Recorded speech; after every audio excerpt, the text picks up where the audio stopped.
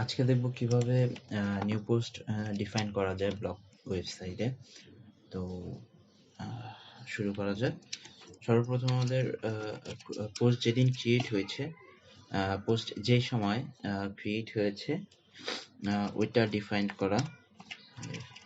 create add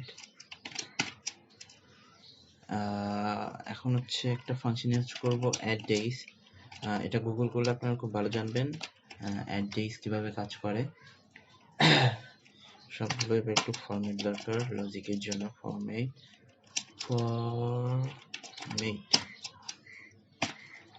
month day year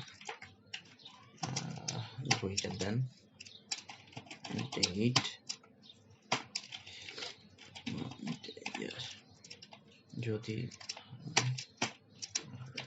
new otherwise ওকে। লজিকটা কি হচ্ছে একটু দেখাই।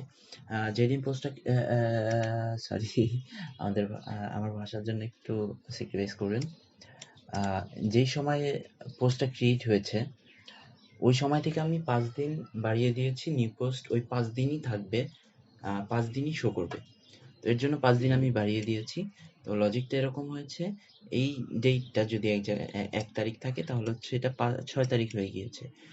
যদি টুডে ডেটটা 6 তারিখের উপরে চলে যায় তাহলে হচ্ছে আমাদের নিউটা আর দেখাবে না। যদি এটা নিচে থাকে তাহলে হচ্ছে নিউটা দেখাবে, মানে তো ভ্যানিশ হয়ে যাবে। আচ্ছা দেখি কাজটা হচ্ছে কিনা একটু ট্রাই করে দেখি। রিলোড সময় লাগবে হয়তো বা, যেহেতু রেকর্ড হচ্ছে। এই তো, এই যে এটা হচ্ছে 10ই ফেব্রুয়ারি দেয়া। আমার 2টা পোস্ট নিউ চলে আসছে। তো আমি দেখি এই পোস্টগুলোর ডেট কবে। দেখুন 9 তারিখ, 9 তারিখ তো আজকে 11 তারিখ।